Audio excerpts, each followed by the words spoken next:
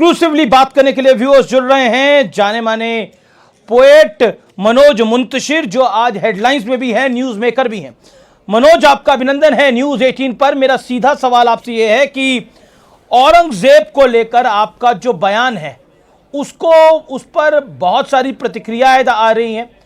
आपने तो सीधे तौर पर कह दिया कि वहां पर उसको तोड़ने की भी क्या आवश्यकता है, उसे तो कुछ और ही बना देना चाहिए। ये मैंने इन्हीं लोगों की बातें दोहराई हैं जो कुछ लिबरल्स, सेकुलर्स और बहुत ज़्यादा भारत को समझने वाले लोग, जब हम श्री राम मंदिर की लड़ाई कोर्ट में लड़ रहे थे और हमें ये बार बार कहा जा रहा था कि भाई क्या ज़रूरत है राम मंदिर बनवाने की, राम तो कण कण में हैं, तो वहाँ कोई स्कूल खुलवा दो, वहाँ कोई अस्पताल खुलवा दो, वहाँ कोई अनाथालय बनवा दो। तो मैं भी कहता हूं कि हाँ, बिल्कुल कोई ज़रूरत नहीं है। जो आक्रोश है देश का औरंगजेब के लिए, उनकी कब्र के लिए, कोई ज़रूरत नहीं है उनकी मज़ार, उनकी कब्र तोड़ने की। वहाँ शौचालय बनवा दो। वो एक मॉन्यूमेंट है जो नेशनल शेम का मॉन्यूमेंट है, वो राष्ट्रीय शर्मिंदगी की वजह है। मैं नहीं समझ पा रहा हूं कि इस देश में कौन है जो औरंगजेब को सेलिब्रेट करना चाहता है। लेकिन शौचालय बनाने का इस बात पे आपत्ति है कि उस आतताई की, उस आक्रांता की, उस दुराचारी की कब्र तोड़ी जाए। मनोज, मेरा आपसे काउंटर प्रश्न ये है कि शौचालय बनाने की आप बात करें, अब इस पे भी विवाद हो जाएगा। शौचालय बना दो। इस देश में तो औरंगजेब प्रेमी एक पूरी लॉबी है, एक गैंग है। देखिए, शौचालय मैंने इसलिए कहा क्योंकि हम स्वच्छ भारत को सपोर्ट करते हैं। अच्छी चीज है, बननी चाहिए, देश के कोने कोने में बननी चाहिए, टॉयलेट्स होनी चाहिए, स्वच्छता हमारा धर्म है। और अगर औरंगजेब की कब्र, जिसको कि मैं तो टूटने से बचा रहा हूं, क्योंकि जिस तरह से हमारे हिंदू भाई बहनों का आक्रोश है, वो तो तोड़ने की बात कर रहे हैं, मैं तो बचा रहा हूं, मैं सुरक्षित रख रहा हूं कि भाई मत तोड़ो, रहने दो, ये कैसा सुरक्षित है? क्षमा करो, हमारा क्षमा धर्म है, क्योंकि उसको उसकी सही जगह दिखाई जा रही है। एक व्यक्ति जिसने हमारे साथ अनगिनत नाइंसाफियां की जब वो शासन में थे, जरा उनकी कारगुजारियां आप याद करिए। ये उस आदमी की बात आप कर रहे हैं जिसने जजिया टैक्स हिंदुओं पर दोबारा लाद दिया, जिसने धर्मांतरण के लिए हिंदुओं को मजबूर किया, जिसने हमारे पूज्य गुरु तेग बहादुर जी की निर्मम हत्या करवा दी, वो व्यक्ति जिसने काशी और मथुरा सहित सैकड़ों मंदिर तोड़ डाले, वो व्यक्ति जिसने छत्रपति संभाजी महाराज की दुर्दांत हत्या करवाई, वो व्यक्ति जिसने गो हत्या की खुली छूट दे रखी थी मुसलमानों को अपने कार्यकाल में, जिसके होने पे होली और दिवाली जैसे हिंदू फेस्टिवल्स बैन हो गए थे, वो व्यक्ति जिसकी वजह से शादियां हमारे हिंदू घरों में दिन की बजाय रात में होने लगी, क्योंकि ये पता था अगर शादियां रात में हुई तो ही शायद हम उसके प्रकोप से बच पाए, वरना हम हिंदुओं के यहाँ हमारे रीति रिवाजों में, हमारे संस्कारों में रात की शादी की कोई जगह नहीं थी। लेकिन इस देश में तो औरंगजेब रोड भी रही है और औरंगजेब को रहमतुल्लाह कहा जाता है। और इस देश में एक नहीं कई नेता हैं जो औरंगजेब प्रेमी लॉबी के बड़े हिस्से हैं। वो कहते हैं मंदिर बनाया औरंगजेब ने। इनके दिन, जी बिल्कुल, ये वो लोग हैं जो औरंगजेब को जिंदा पीर कहते हैं। मैंने भी सुना है, ऐसे लोगों की बातें सुनी हैं, और इनको शर्म नहीं आती है कि एक ऐसे देश में जिसका इतिहास औरंगजेब ने खून से रंग दिया है, जिसके इतिहास में अगर आप उठा के देखेंगे तो सबसे ज्यादा लाल पन्ने औरंगजेब के दिए हुए हैं, उसकी हिमायत में ये लोग खड़े होते हैं। और दुख तब होता है जब कुछ हमारे मुसलमान भाई बहन इनसे गुमराह होते हैं, जब मस्जिदों के मेंबरों से तकरीर की जाती है औरंगजेब के फेवर में, और एक बहुत बड़ा मुस्लिम समुदाय गुमराह होता है, उसको जिंदा पीर समझता है, उसको औलिया समझता है, तो मुझे तकलीफ होती है। मैं एक सीधी सी बात कहना चाहता हूं कि हमारे भारतवर्ष में छत्रपति शिवाजी महाराज और महाराणा प्रताप के भारतवर्ष में दारा शिकोह के इस्लाम की पूरी जगह है, उसका सम्मान है, उसकी हम इज्जत करते हैं। लेकिन औरंगजेब के इस्लाम की न कोई जगह है और ना हम वो जगह रहने देंगे अब। जी, लेकिन औरंगजेब की जब तारीफ करते हैं, कसीदे पढ़ते हैं लोग, मैं अबू आजमी की बात कर रहा हूं, मैं इमरान प्रतापगढ़ी की बात कर रहा हूं, ये तो बड़े नेता हैं। आपके मन में क्या थॉट आता है? मैं असदुद्दीन ओवैसी की बात कर रहा हूं, मैं अकबरुद्दीन ओवैसी की बात कर रहा हूं, मैं वारिस पठान की बड़े बात नेता। कर रहा हूं। जी, ये तो बिल्कुल, ये वोट बैंक की राजनीति है, वोट बैंक की गंदी और छोटी और ओछी राजनीति है जो पूरी तरह से फेल हो चुकी है। हमने बार बार इलेक्शंस में देखा कि this is not working, but इनके पास है क्या और कहने के सिवाय। और एक बात जान लीजिए, इनके खिलाफ मैं कोई बयान इसलिए नहीं देना चाहता अमीश, क्योंकि मैं कितना भी ऊंचा बोल लूं, कितना भी अच्छा बोल लूं, लेकिन मैं कुत्ते से ज्यादा बेहतर भौंक नहीं सकता। मैं बात ही कर सकता हूं ना, मुझे भौंकना नहीं आता है।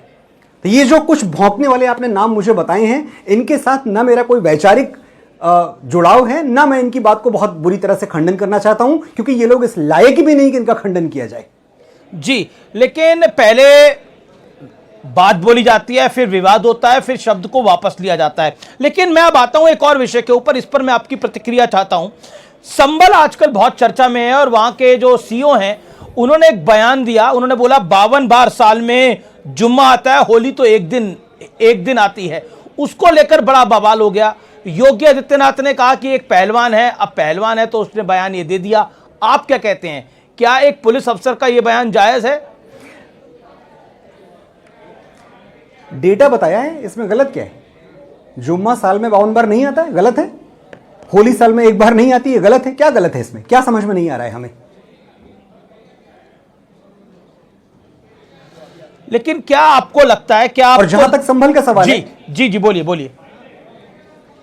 मैं अभी थोड़े दिनों पहले संभल जाके आया, जहां कल की पीठ का शिलान्यास हुआ, और संभल का इतिहास हमने पढ़ा हुआ है। हम बहुत अच्छी तरह जानते हैं कि वो हमारे सनातन में, हमारे जो हिंदू वांग्मय है, पूरा सनातन वांग्मय है, उसमें बहुत बड़ा महत्व है उस स्थान का। अगर ऐसा कुछ है कि कहीं हमारे मंदिर दबे पड़े हुए हैं, वो मज़ारों के नीचे हैं, वो दरगाहों के नीचे हैं, वो कब्रों के नीचे हैं, वो मस्जिदों के नीचे हैं, अगर हिंदू भावनाएं सिर्फ ये चाहती हैं कि एक बार हमें बताया जाए कि अगर ऐसा कुछ है हम उसको रिक्लेम करें, तो मैं समझता हूं उसमें न्यायालय को और जुडिशरी को और सरकार को हमारी मदद करनी चाहिए। और अगर हम गलत हैं तो हम चुप हो जाएंगे, हम पीछे चले जाएंगे। हम थोड़ी कुछ, हमने तो जो हमारी सबसे पवित्र जगह थी उसके लिए भी अदालत में लड़ाई लड़ी हमने। हम कभी सड़कों पे नहीं उतरे, हमने कभी किसी का खून नहीं बहाया। आप हमें बताएं कि कितनी बार ऐसा हुआ है कि राम मंदिर की लड़ाई में हमने किसी का सर काट दिया हो? हम तो न्यायालय में ही लड़ते हैं, हम तो जुडिशरी में ही लड़ते हैं। जी, बटेंगे और कटेंगे इसकी लाइन से आप क्या समझते हैं? बटेंगे तो कटेंगे, इसको आप कैसे देखते हैं? ये बहुत सही लाइन है और बहुत सही वक्त पे कही गई है। मैं समझता हूं इस लाइन की टाइमिंग बहुत अच्छी है। देखिए, मैं पहले भी कह चुका हूं कि एक और एक मिलके 2 हो जाएं, ये गणित है। एक और एक मिलके 11 हो जाएं, ये संगठन है। एक को एक से मिलने न दिया जाए, ये राजनीति है। एक को एक के विरुद्ध खड़ा कर दिया जाए, ये कूटनीति है। और एक है तो सेफ है, ये राष्ट्रनीति है। तो एक है तो सेफ है कि रास्ते पे आपको चलना होगा, और आप बिल्कुल मान के चलिए कि अब अगर बंट गए ना, पर इस पे काउंटर सवाल उठता है। नहीं मनोज फिर एक काउंटर सवाल उठता है, इस पे काउंटर सवाल होता है कि आप एक हिंदूवादी कवि हैं।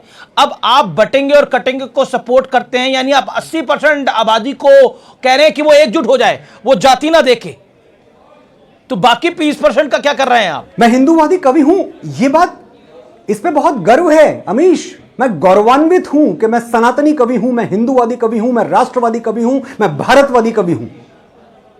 और जो भी इन सब अवधारणाओं के खिलाफ है, मैं उसके खिलाफ हूं। मुझे कोई डर नहीं है बात कहने नहीं, तो फिर ये 80% देश की आबादी को भी नहीं चाहिए। नहीं, फिर ये देश की 80% हिंदू आबादी को कहा जाता है कि आप बटोंगे तो कटोंगे, और एग्जाम्पल दिया जाता है कि जब आप जय सिंह और शिवाजी में बटे तो गौरी के हाथों कटे। ये हमारा इतिहास है, हमें अपने इतिहास से ही तो सीखना पड़ेगा।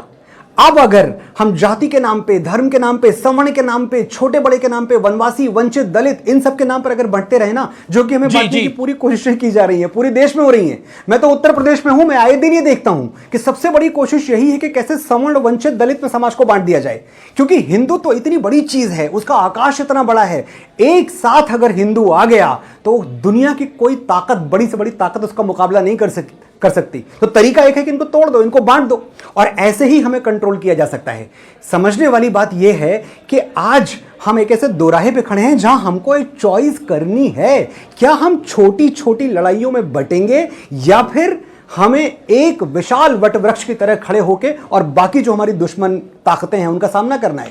हमें गजवाए हिंद को रोकना है ना। प्लान तो यह है कि आने वाले कुछ सालों में। जी क्या प्लानिंग है? आप क्या कह रहे हैं? अपनी बात को कंप्लीट करिए मनोज। प्लानिंग तो यह है कि अगले कुछ सालों में, अगले कुछ दशकों में हिंदुस्तान को एक इस्लामिक स्टेट घोषित किया जाए। गजवाए हिंद कौन नहीं जानता? हम सब पढ़े लिखे लोग हैं, हम सब अखबार पढ़ते हैं, हम सबको पता है। तो वो गजवाए हिंद को आप कामयाब होते देखना चाहते हैं, और देखिए गजवाए हिंद कामयाब होके रहेगा अगर आप बंट गए तो। और इसी के बारे में जब योगी जी कहते हैं कि बटेंगे तो कटेंगे, या कोई भी ये बात कहता है, तो शायद इशारा उसी की तरफ है कि आप अपने देश में गज़वाए हिंद को लागू होते हुए, इंप्लीमेंट होते हुए नहीं देखना चाहते। आपके बच्चों का भविष्य आपके हाथों में है। महर्षि अरविंद ने कहा था कि जो राष्ट्र 3 पीढ़ियों तक अपने इतिहास से, अपनी संस्कृति से दूर हो जाता है, उसका समूल विनाश हो जाता है। आप 3 पीढ़ियों तक दूर हो चुके हैं, जागिए, यह आपका लास्ट चांस है, आखिरी मौका। अब भी अगर आपने औरंगजेबों के विरुद्ध आवाज नहीं उठाई, अब भी अगर आप सेक्युलर बने रहे, अब भी अगर आप बहुत धर्मनिरपेक्ष बने रहे, तो बड़ी प्रॉब्लम आपकी लाइफ में आने वाली है। और मुझे बड़ा दुख होता है ये सोच के कि मुझे ये बात समझानी पड़ रही है। ना तो मेरी उम्र बहुत ज्यादा है, ना मैं बाकियों से बहुत ज्यादा पढ़ा लिखा हूं, लेकिन इतनी बेसिक बात समझने के लिए ना सिर्फ एक जरा सा दिमाग चाहिए और एक हिंदुत्व का दिल चाहिए आपके सीने में। मैं हमेशा कहता हूं कि अगर आपको थकान और कमजोरी कहता हूं कि अगर आपको थकान और कमजोरी महसूस हो तो आप अपना शुगर टेस्ट करवाएं। अगर बात बात पे चक्कर आ रहे हो तो आप अपना ब्लड टेस्ट करवाएं। और अगर हिंदू होकर भी हिंदुत्व के खिलाफ आवाज उठाने का मन कर रहा है ना, तो अपना डीएनए टेस्ट कराओ, कुछ गड़बड़ निकलेगा।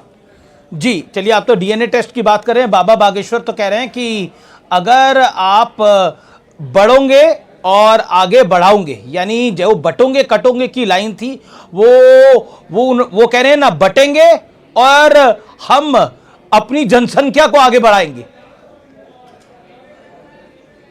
आज के दौर में लोग फैमिली प्लानिंग की बात करते हैं, वो कहते हैं कि जनसंख्या को आगे बढ़ाओ। इस बारे में मैं कोई कमेंट इसलिए नहीं करूंगा क्योंकि मैंने इस विषय पे अध्ययन नहीं किया है। मैंने बाबा बागेश्वर, जिनको मैं बड़ा सम्मान करता हूं, मैंने उनका ये स्टेटमेंट सुना भी नहीं है। इस बारे में फिर कभी बात की जाएगी। जी, मैं एक और सवाल आपसे पूछता हूं। आरएसएस के दत्तात्रेय होसबोले जी का कहना है कि अब अपने देश में को इंडिया नहीं भारत कहना चाहिए, क्योंकि हम में भी अभी तक अंग्रेजियत का विचार कायम है, इसलिए हम इंडिया बोलते हैं। अब इंडिया और भारत में डिवीजन क्यों? इस पर आपका टेक क्या है मनोज जी? देखिए, एक बात आप समझ लीजिए, India is Bharat and Bharat is India, कि शायद yes India is Bharat and Bharat is India, बिल्कुल सही है। लेकिन ये सिर्फ शब्दों पे आप क्यों रोक रहे हैं? आप इसकी संस्कृति पे भी जाएं। पूरी दुनिया में शायद हम अकेले देश होंगे जो अपने आप को किसी दूसरे के दिए हुए नाम से बुलाते हैं। मैं फिर अपनी बात दोहरा रहा हूं, आप पूरी दुनिया का इतिहास उठा के देखिए, मुझे बताइए कि क्या कोई और देश है जो दूसरे के दिए हुए नाम से आपको बुलाता है? नहीं, इंडिया पे आपत्ति है। मेरा सवाल मनोज जी आपसे है, क्या इंडिया पे आपत्ति है दत्ता जी को भी और आपको भी? ऐसा लगेगा इंडियन कल्चर पे बिल्कुल इंडियन कल्चर पे आपत्ति है। इंडिया बोलने के साथ साथ एक इंडिया की संस्कृति, जो इंडिया का कल्चर है, जो करप्ट कल्चर है, वो भी हमारी तरफ आता है। हम पश्चिमी हो जाते हैं, बहुत सारी चीजें हमें रुग्ण कर देती हैं, उस पर बिल्कुल आपत्ति है। और एक बात हम कब समझेंगे कि हम माउंट बेटन के इंडिया में नहीं, मोहनदास के भारत में रहते हैं। इतनी सी बात अगर दत्ता जी ने बोल दी तो क्या बुरा बोल दिया और क्या समझ में नहीं आ रहा है किसी को? जी अच्छा, ये वक्फ को लेकर बहुत तूफान चल रहा है। जेपीसी की रिपोर्ट आ गई है, हो सकता है एक्ट भी ये पास हो जाए। मेरा प्रश्न ये है कि शिया धर्म के गुरु हैं मौलाना सैयद कल्बे जावेद साहब, उन्होंने कहा कि मंदिरों में मौजूद बेशुमार धन दौलत है, बहुत संपत्ति है, बेशुमार संपत्ति है इस देश के मंदिरों के पास, सोना चांदी है। देश की भलाई के लिए बाहर निकाले ताकि अर्थव्यवस्था में सुधार हो सके। जैसे वक्फ की संपत्ति को पर कानून आ रहा है, वैसे ये जो संपत्ति है, ये जो धन दौलत है, इसको भी खुला छोड़ देना चाहिए, जिससे देश की अर्थव्यवस्था ठीक हो जाए। इस राय से आप सहमत हैं कल्बे जावेद? पहली बात तो मंदिरों के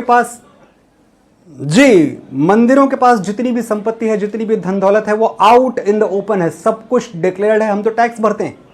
मंदिरों के पास बाकायदा सीएस होते हैं, मंदिरों के पास बाकायदा उनका इकोनॉमिक स्ट्रक्चर है जो पूरी तरह से रिवील किया जाता है, जो सरकार के पास है। तो क्या छुपा हुआ है? जो छुपा हुआ है वो बाकी जो मजहब हैं उनके पास क्या पैसा आता है, कितना आता है, टैक्स भी नहीं भरना, तो उनका सब कुछ छुपा हुआ है, हमारा तो कुछ छुपा हुआ नहीं। और एक बात मैं आपको बता दूं, जब तक सनातन बोर्ड नहीं बन जाता, जब तक इस देश के सभी साधु, महात्मा, संत, ऋषि, मुनि एक साथ और सारे हिंदू एक साथ इकट्ठा होकर सनातन बोर्ड नहीं बना लेते, तब तक वक्फ बोर्ड हमारी बाहें मरोड़ता रहेगा और हम देखते रहेंगे। जी, आप कह रहे हैं सनातन बोर्ड नहीं बना लेते तब तक वक्फ बोर्ड आपकी बाहें मरोड़ता रहेगा। लेकिन एक सवाल आपको, कि होली का त्योहार आने वाला है और आपसे मैं कुछ सुनना भी चाहूंगा, आप कुछ अपनी भाषा में अगर बोलेंगे तो अच्छा लगेगा। लेकिन एक सवाल उससे पहले, क्या इस देश में हिंदू मुसलमान बहुत ज्यादा हो रहा है बीते कुछ सालों के अंदर, खासतौर पर जब से मोदी आए हैं? इस सवाल का जवाब आप कैसे देते हैं मनोज मुंतशिर? और आप भी इसमें सहपाठी हैं, आप भी भागीदार हैं इसके अंदर, इस हिंदू मुसलमान को आगे बढ़ाने के लिए। आपके यूट्यूब में आप जो वीडियो बनाते हैं उससे भी हिंदू मुसलमान में नफरत पैदा होती है। What is your take on this Manoj? 60-65 साल हमें दबाया गया, हमें कुचला गया, हमारे देवी देवताओं को गाली दी गई, हमें जय श्री राम बोलने से प्रतिबंधित किया गया।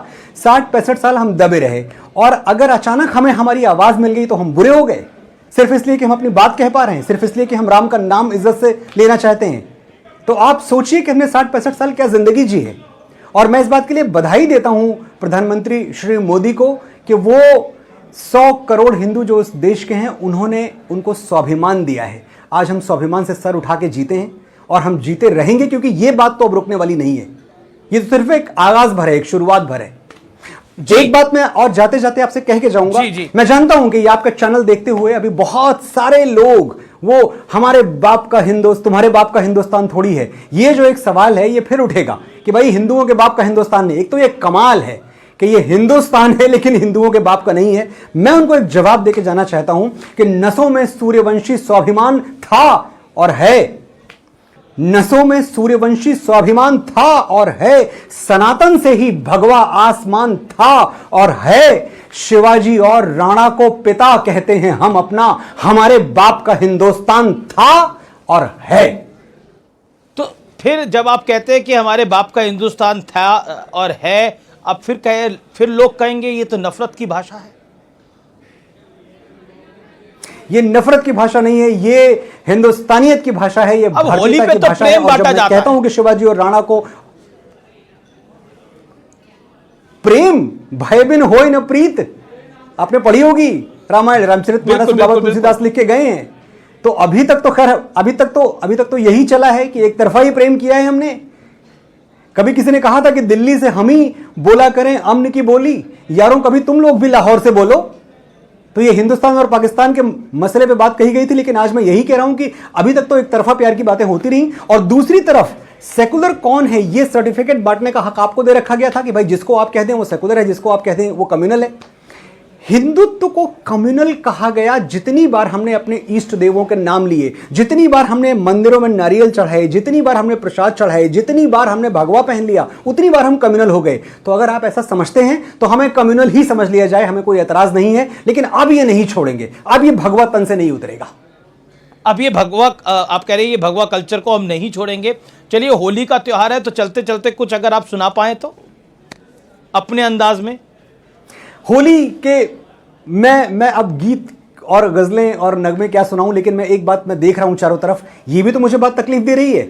होली नहीं मनाओ, क्योंकि होली मनाने से तो पूरा का पूरा इकोसिस्टम हिल जाएगा। आप पानी मत खर्च करो, पानी तो बहुत प्रेशियस चीज है।